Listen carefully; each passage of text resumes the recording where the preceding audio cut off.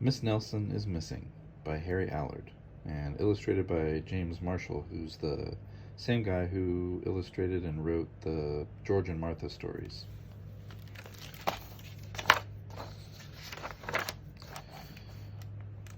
The kids in room 207 were misbehaving again. Spitballs stuck to the ceiling. Paper planes whizzed through the air. They were the worst behaved class in the whole school. "Now settle down," said Miss Nelson in a sweet voice. But the class would not settle down. They whispered and giggled.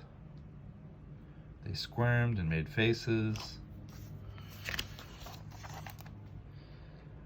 They were even rude during story hour.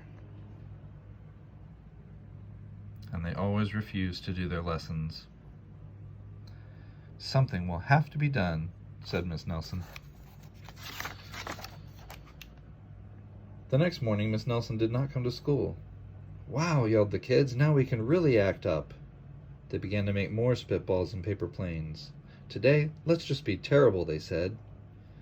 "Not so fast," hissed an unpleasant voice. A woman in an ugly black dress stood before them. "I am your new teacher, Miss Viola Swamp." And she rapped the desk with her ruler. "Where's Miss Nelson?" asked the kids. "Never mind that," snapped Miss Swamp. "Open those arithmetic books." Miss Nelson's kids did as they were told. They could see that Miss Swamp was a real witch. She meant business. Right away, she put them to work. And she loaded them down with homework. "We'll have no story hour today," said Miss Swamp. "Keep your mouth shut," said Miss Swamp. "Sit perfectly still," said Miss Swamp. "And if you misbehave, you'll be sorry," said Miss Swamp.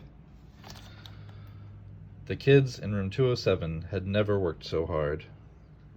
Days went by and there was no sign of Miss Nelson. The kids missed Miss Nelson. "Maybe we should try to find her," they said. Some of them went to the police. Detective McSmog was assigned to the case. He listened to their story. He scratched his chin. He said. I think Miss Nelson is missing." Detective McSmog would not be much help.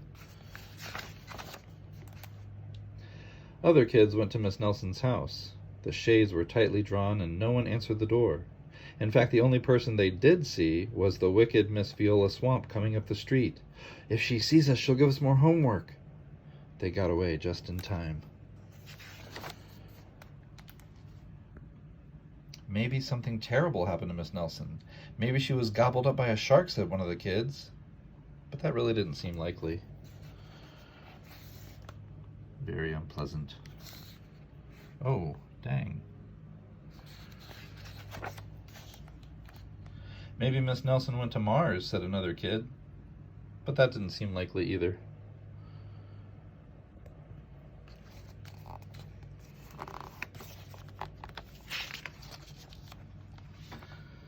"I know," exclaimed one know-it-all. "Maybe Miss Nelson's car was carried off by a swarm of angry butterflies." But that was the least likely of all.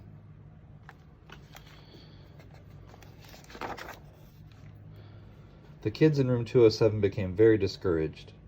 It seemed that Miss Nelson was never coming back, and they would be stuck with Miss Viola Swamp forever. They heard footsteps in the hall. "Here comes the witch," they whispered. "Hello, children," someone said in a sweet voice. It was Miss Nelson. "Did you miss me?" she asked. "We certainly did," said all the kids. "Where were you?" "That's my little secret," said Miss Nelson. "How about story hour?"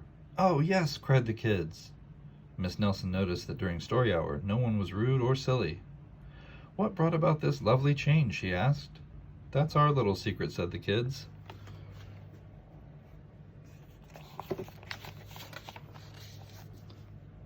Back home, Miss Nelson took off her coat and hung it in the closet, right next to the ugly black dress. When it was time for bed, she sang a little song. "I'll never tell," she said to herself with a smile.